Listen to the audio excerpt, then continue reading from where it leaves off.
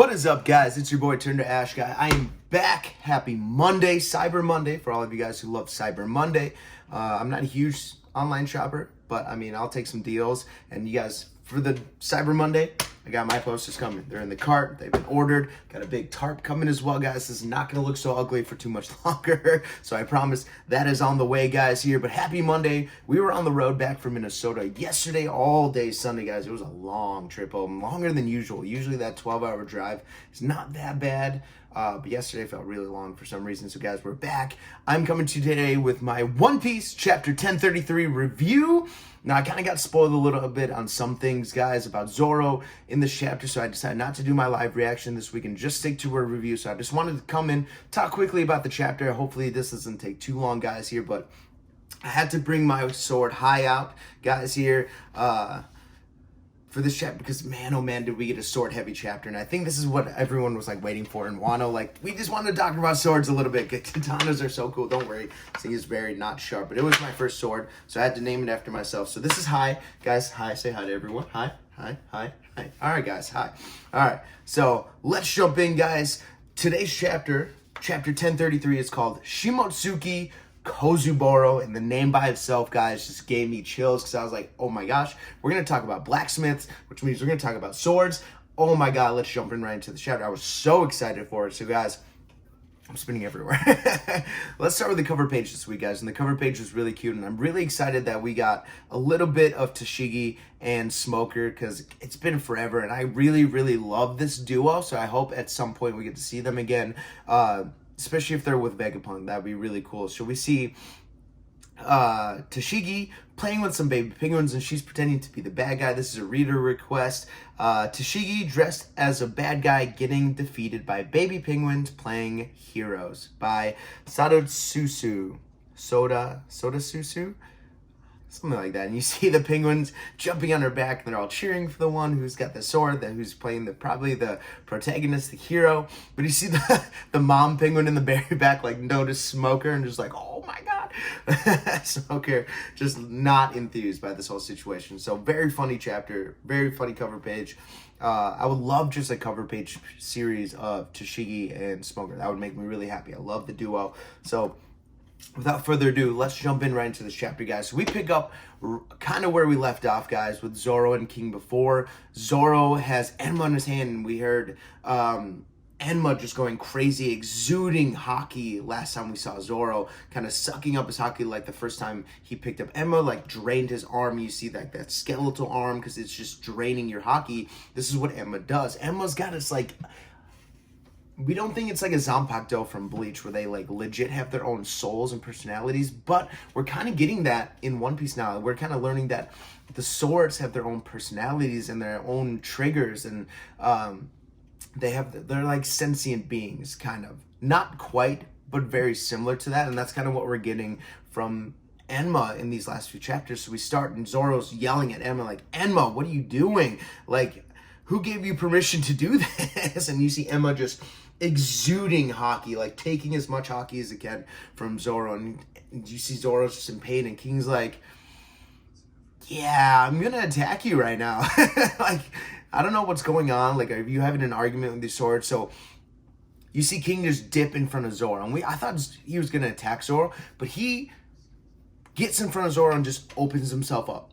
Like, just opens himself up wide for attack, like Zoro did to Mihawk, when he just kind of gave himself up. And Zoro's like, what are you doing? And he's like, okay. And he goes to stab King, and King's like, jackpot, I got him. And as soon as Enma touches King, you see a flashing light, and then King just explodes. You see this giant explosion on the edge of Onigashima, and we're like, what just happened? And we kind of transition away from that scene, but that was cool. So let's talk about that just a little bit here.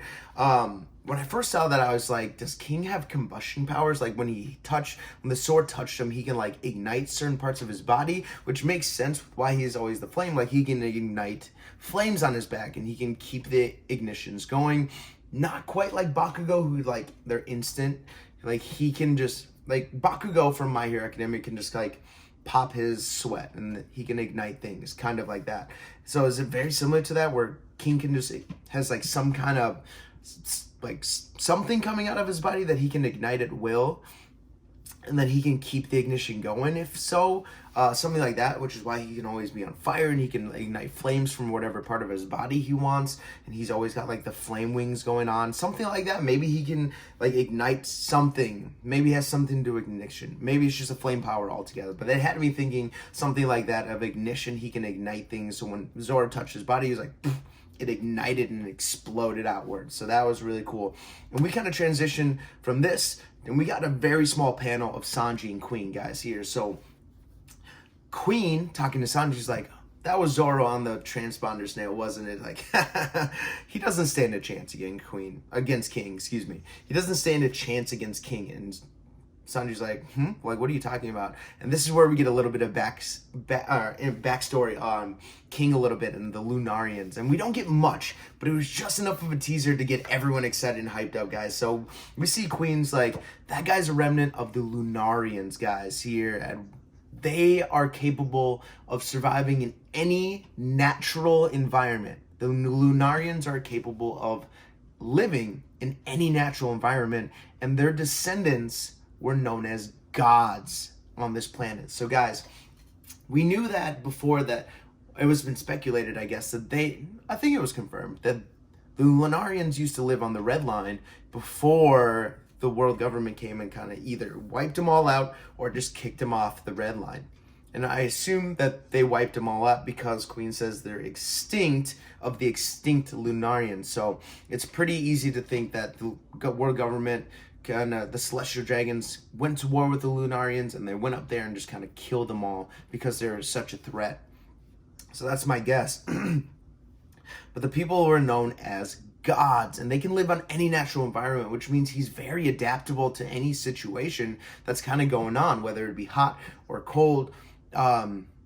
It's crazy to think about that this race was taken out because they're so strong. But I guess with all the power that the Celestial Dragons had and everything at their disposal, that it wouldn't be too hard to just take out a race with all the means that they had, especially with all the countries coming together. There was just an overwhelming power for one race to kind of fight off by themselves. So that kind of makes sense. So Queen tells Sanji this, and Sanji's like, that's weird. He's like, why would they have died out? Like, what could have killed them? And I thought for a second Queen was about to go into it and tell us, and I was so excited for that, but no. Queen's like, you want to know? Teaser, go read a history book. And we're like, oh, Queen, you bastard. But that's all we get from him. So we get a little bit of information about the Lunarians, just enough to keep us excited about it, guys. So that's the only panel we get with Queen and Sanji, and Queen's about to light up Sanji with some kind of laser shot here. So we transition away from that fight back to King and Zoro. So we get the remnant of the explosion that happened, and you see King come out of the smoke, and he's perfectly fine. And luckily, Zoro, Armin Haki, his body's up. He's like, man, that was close. If I didn't put on Armin Haki, that would have put me in a tight spot. So we see that. And he's about to take out his sword again for a one sword style lion death song. So Death Lion song. Sorry, I did that wrong. Death Lion song. And he one sword style King. And you see like the cut go right in half in his body. But he just, as he gets cut and Zoro's past him, like re-seasoning his sword, you see King just grab his head and do that Imperial Death Stake again. Like that thing where he pulls his head back, like how pterodons used to hunt back then. Oh my god, Oda's having way too fun with the dinosaurs. So he does that, and Zoro's like, man, I thought that attack felt really good compared to the last one. So he's taking out all three swords ready to block, and as he's grabbing Enma again, Enma just starts taking his haki again, like exudes it and starts sucking out the power. And Zoro's like, oh shoot, not again. Worst timing, because as he does this, the Imperial Death Stake pierces Zoro's side. He gets hit directly. He gets shot right off the island. And as he's doing this, he loses some of his sword. So as he's doing it, he's falling off the island, and he notices the Sandai is falling. So he kind of dives down, grabs Sandai, and as he grabs his swords, we start to get a little bit of flashbacks, guys. And these flashbacks were awesome in this chapter, guys. Really, really great flashbacks. So as he grabs the Sandai Katetsu, he gets a flashback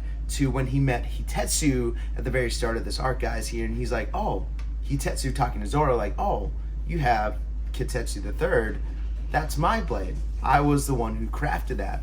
That's really cool. And he's like, oh, that's weird. So he has a flashback of when he was on Logtown of the sword shop owner be like, I can't sell you that. If I sell you that sword and you die, it's like I killed you myself. It's a cursed blade. And Zoro's like, I'll take it. And he did the iconic throw the sword in the air and it kind of like looped around his arm, king, like iconic scene in One Piece. Like everyone is well aware of that scene. So as he grabs Kitetsu, he gets kicked again by King, guys, here back into the building, because I think King remembers, like, at least kill me by the sword, like, don't let me fall to my death. So I think King was like, all right, sure, and I'll kick you right back to him. So he kicked him right back to the island with like a flame kick, remnant of Sanji with Diablo Jamble. And even as Zoro gets up, it's like, man, that was hot. Like, that was a really hot kick. So again, can he ignite flames from whatever part he wants, whenever he wants? He uses the flames and his armor and haki all at once to like make his kicks even stronger. Crazy. I know I've been talking a lot, so I need a little sip of tea, excuse me. Way too excited about this chapter, guys. I love Zoro chapters. I love sword chapters, obviously. So Zoro gets kicked back into the building, and as he's doing that, he sees the Wado Ichimonji falling, and he grabs it and he's like, oh, Wado. And again, every time he touches one of his swords, he gets another flashback. So we flash back to his village, the Shimotsuki. See, I'm gonna mess it up again. Shimotsuki village here, where he's I have my notes again. There we go.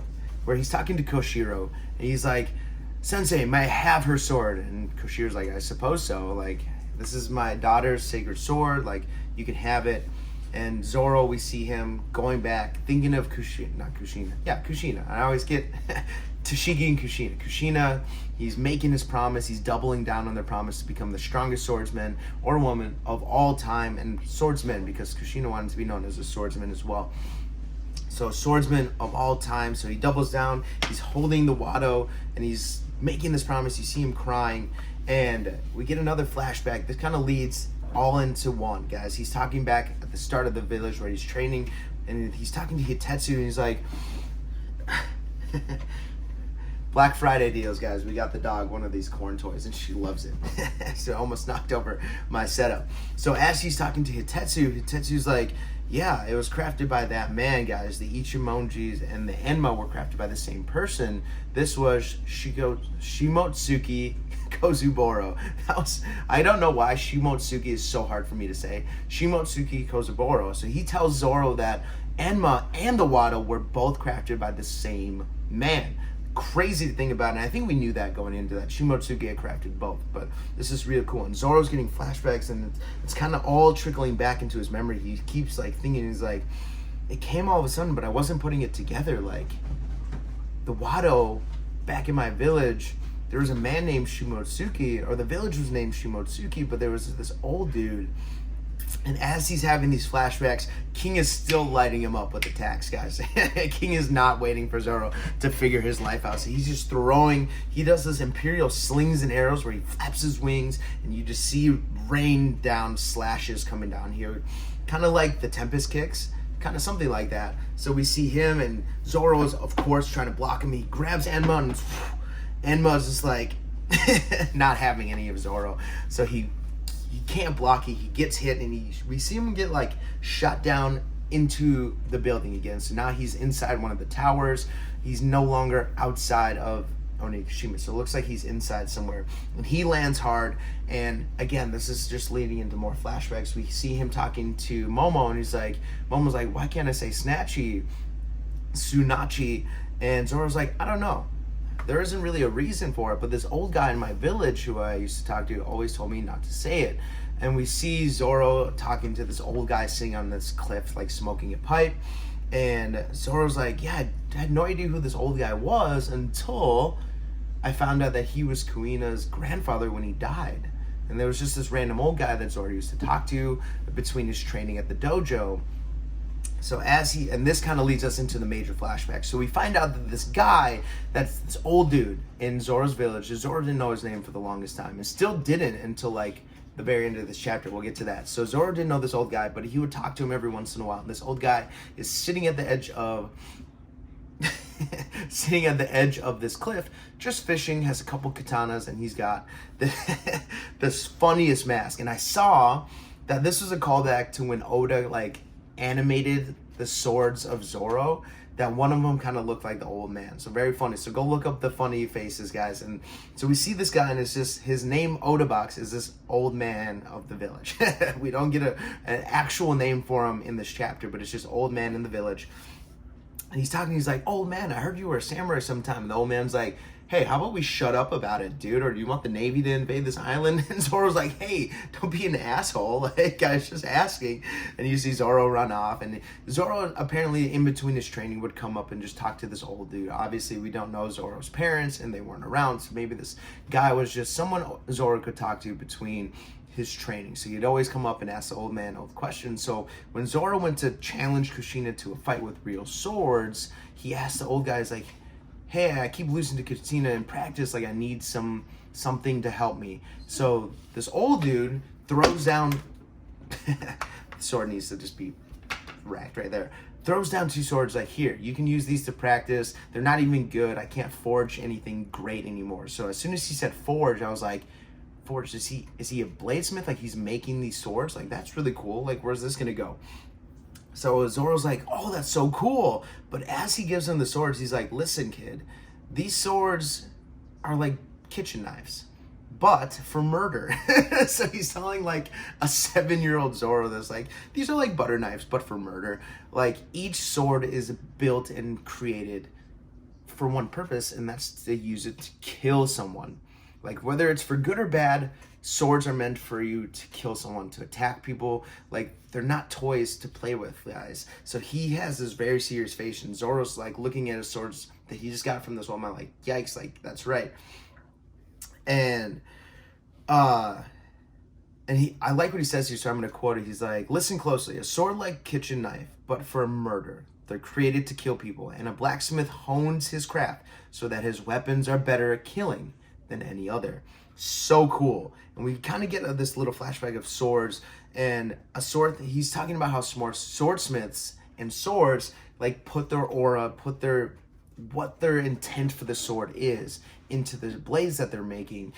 And swordsmiths, each sword that a swordsmith makes has its own personality, and it's for a swordman has to master the sword's personality, bend it to its will. If he wants the sword to do its bidding, do the swordsman's bidding. So this old man's knowledge was crazy. And we're like, "Oh man, this guy is awesome."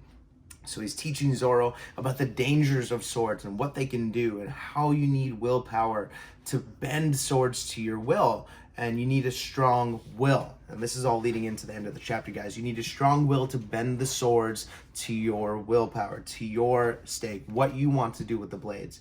So really cool. So we see Zoro training with these swords, and he's talking about, the old man continues, like, people who are scared of blades, cursed blades, are just weak. And a cursed blade, or people being scared of a blade, is a badge of honor for a sword. So he's talking about the cursed blades and the Wados, the Sandai, the Nidai, and pretty much the Shodai as well. Like, being cursed blades isn't a bad thing, it's a good thing, guys. Your swords are meant to be feared, and if you don't fear them, they're gonna cut you. If you fear them and you accept it and you put your will into it, it's a good thing. So really cool to hear that, kind of his perspective on cursed blades. Like, cursed blades are a good thing, guys, here. And dangerous blades are just meant for high quality blades. Like, good blades are dangerous blades. They're supposed to be dangerous. That's what swords are all about. So I really, really love this sequence with the old man. And as he's remembering this here, the old man's like, "Man, these swords are nothing like the one I created all those times ago." And I can just like hear the old man voice, like, "The best blade I ever created was named after the king of the underworld." And Zoro, finally it clicks in Zoro's mind, like, the king of the underworld. And he's looking at Enma and is like, Enma, king of the underworld. So it all connects. He's like, the village was named after Shimotsuki village, so it wasn't a coincidence. The old man, the old blacksmith, was Shimotsuki Kozuboro, and it just like finally like light bulb, and all clicked for Zoro. Like, A great blade can see into you, and it chooses only a swordsman who best suits it. This is what the old man says. This is a quote box. And then we see the shop owner as well. He's like, blades choose their wielders. So Zoro's like, having a premonition in the middle of this fight. It's like, I was chosen by Enma. Like, I was drawn to Enma. Enma chose me. Did it choose me to test me to see if I was strong enough to wield Enma? So he's having this, and he finally picks up Enma again, and you see all the haki return to Zoro's arms, and he's got his muscles back, and you see all the haki exuding from Enma. Enma's like, finally, let's go. Put more haki into me. Like, let's do this. Like, bring out your potential. So that's what Enma wants. Like, Enma wants to bring out the potential of a swordsman, and if you can't live up to it, and you can't put out the haki, then it's going to drain you dry. And we saw that. This is what Enma's power is. Like, it's going to drain you dry. It exudes haki, and it's going to bring out your potential. So as he grabs Enma, and he's standing back up here, you see a bunch of the Beast Pirates kind of show up, and they're like, oh, Master King, like, you're doing great. Like, let me do this for you. I need the promotion. I kind of died for that, so that was hilarious. Like, I need the promotion. Like, let me take on this super cool guy who's fighting you one-on-one. And they're like, okay, Beast Pirate guys. Like, have you learned nothing through this fight of how strong some of these people are? And I needed this stuff because I keep spinning everywhere. I was like, okay, guys, like, ease back. Like, how about you don't get in the way of King and the guy who's fighting King one-on-one? But as Zoro grabs Enma again here, he has a little thought of Odin. He's like, Odin wielded you as though you were light as a feather. And he's like, okay, so what do I have to do that? Do I have to put more power into you instead of trying to hold you back a little bit?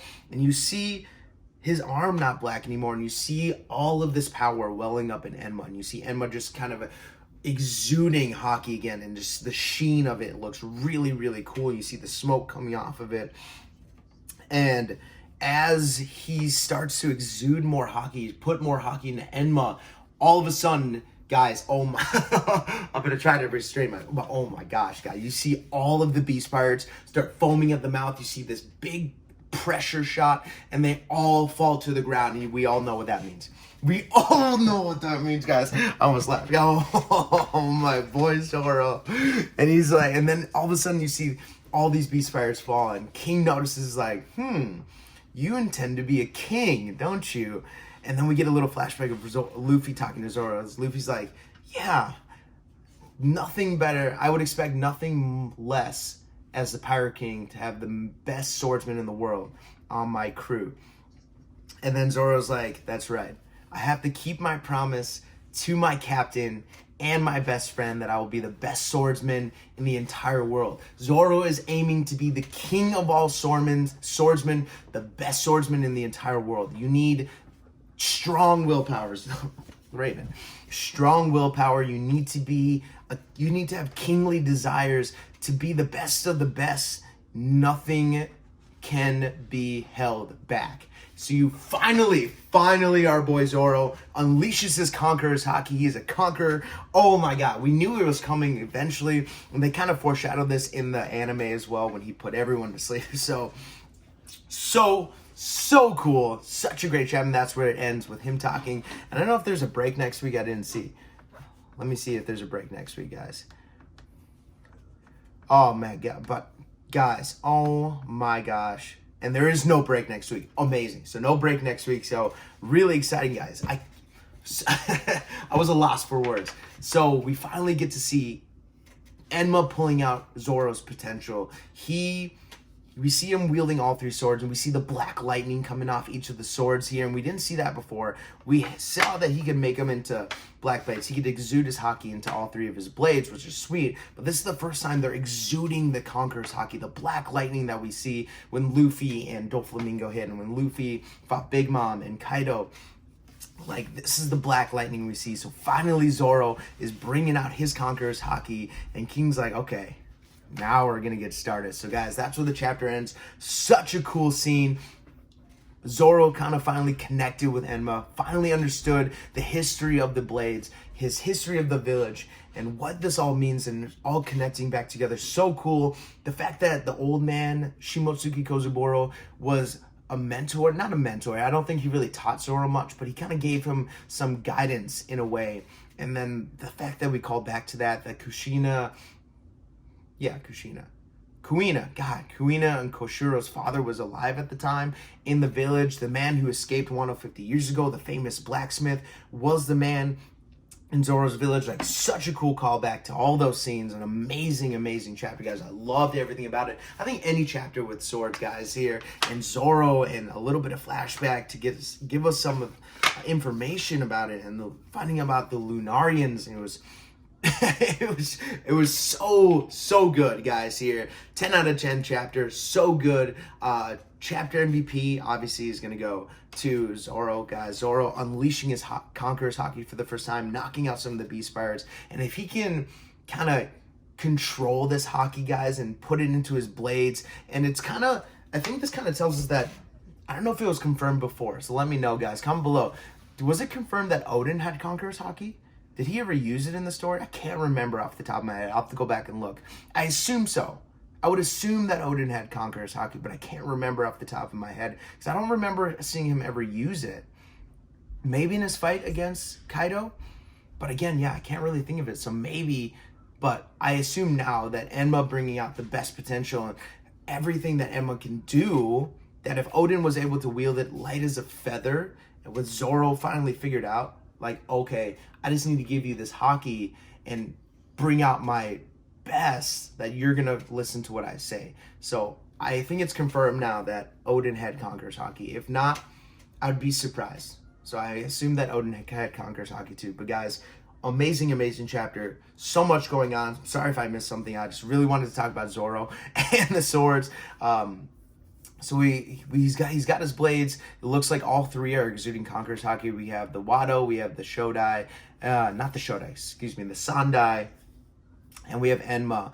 Of the other Kitetsu blades, do we know where the Nidai is? I think the last time I saw the Nidai, Luffy had it at some point. He was fighting and it just disappeared. Maybe Luffy still has it somewhere, but I doubt it. I haven't seen it in forever. And the Shodai, we assume that one of the Gorosei has the Shodai. The bald dude has the Shodai, the swordsman. So I think it's assumed that he is the Shodai. So really cool, guys. Comment below, what was your favorite part of this chapter? Was it the flashback to seeing Shimotsuki? Was it finding out more about the Lunarians, or was it Zorro using Conqueror's Haki for the first time in the series, guys? Such a cool chapter. 10 out of 10. I enjoyed every part of it. That's my opinion, guys. It was 10 out of 10. I loved every second of this chapter. It was fantastic. Comment below. Don't forget to like, subscribe, hit the bell for more videos coming, guys. My Hero Academia live reaction will be coming later today, so look forward to that. I'm excited for that chapter as well, guys. But that's it for your boy Ash. For now, I'm out. Peace. Have a fantastic day.